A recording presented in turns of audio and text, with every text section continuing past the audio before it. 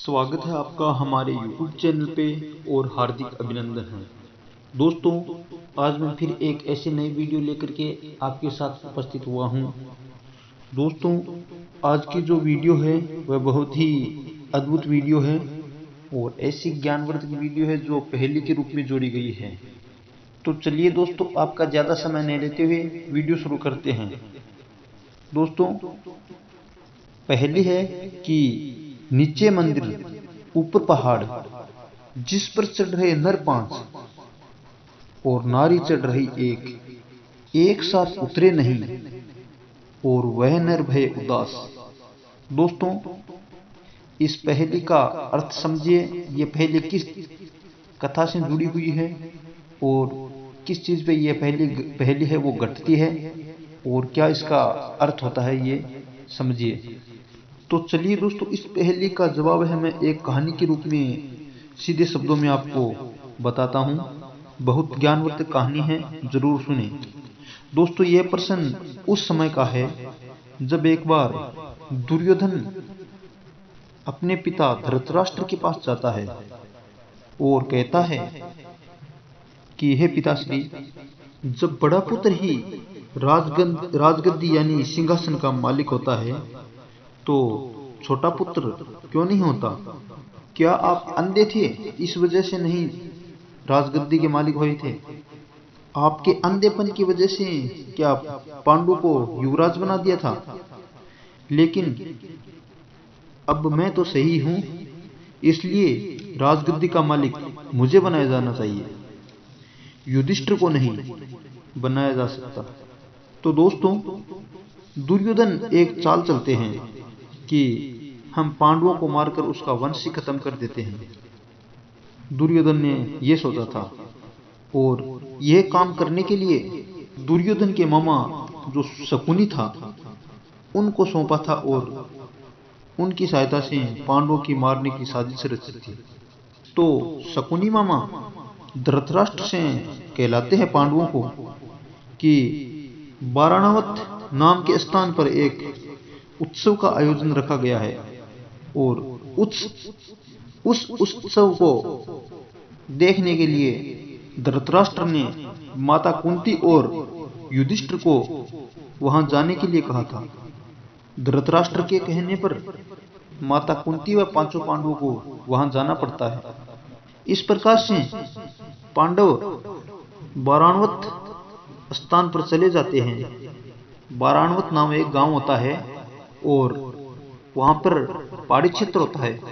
तो जब पांडव और माता कुंती उस जगह पर पहुंचते हैं तो पीछे से दुर्योधन ने एक मंत्री को भेजा और पांडवों के लिए एक महल बनाने का प्रस्ताव रखा और वह महल था लाख का, यानी जो चूड़े बनाने की लाख होती है उस लाख से महल बनवाया था, जिस महल का नाम सिद्ध भवन दिया गया था।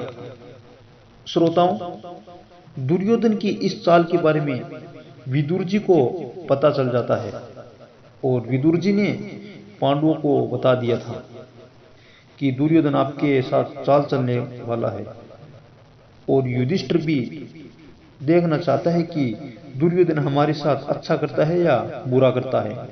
तो दोस्तों, विदुर जी का एक खनेक था जो खान खोदने में बहुत बुद्धिमान था। खनक का मतलब होता है जो जमीन से पत्थर निकालते हैं। तो उस खनक ने एक सुरंग बनाई थी और वह सुरंग सीधी पहाड़ के ऊपर जाती थी। उस महल से, लाख के महल से, पहाड़ से होते हुए उस पार निकलती थी।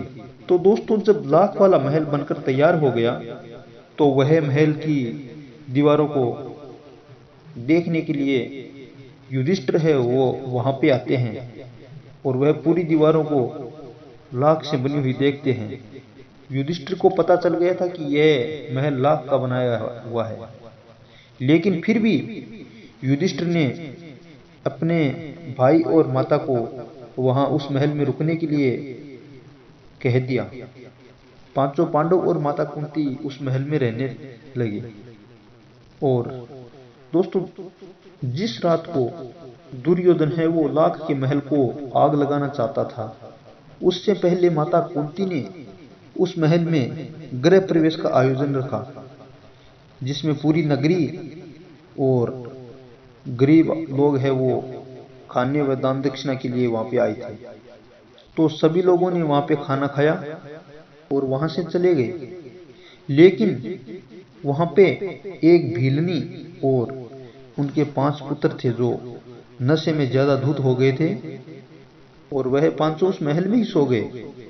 रात्रि में जब तेज आंधी चली तो भीम ने मौका पाकर उस लाख के महल को आग लगा दी, और पांचों पांडव है वो और माता कुंती उस सुरंग के रास्ते से बाहर निकल जाते हैं। तो दोस्तों, यह पहली इस बात पर ही लगती है कि नीचे मंदिर ऊपर पहाड़, यानी कि नीचे तो लाख वाला महल, उसे तो मंदिर कहा गया है, और जो सुरंग से पहाड़ मिल रहा है, पहाड़ के लिए रास्ता मिल रहा है, उसे पहाड़ कहा गया है। और जिस पर चढ़ रहे नर 5, और जिस पर सुरंग से पहाड़ पर पांचों पांडव चढ़ रहे थे और नारी चढ़ रही थी एक, वह नारी माता कुंती थी। एक साथ उतरे नहीं, वह नर भय उदास, यानी वह सुरंग से पहाड़ पर चढ़ रहे थे लेकिन एक साथ उतर नहीं पा रहे थे। पहले युधिष्ठिर उतरा, फिर भीम, और उसके बाद नकुल और सहदेव और अर्जुन, और अंत में माता कुंती भी उतर गई। एक साथ उतर नहीं, वह नर भय उदास, और पांचों पांडव और माता कुंती उदास हो गए, क्योंकि उनका राज्य है वो छूट गया था।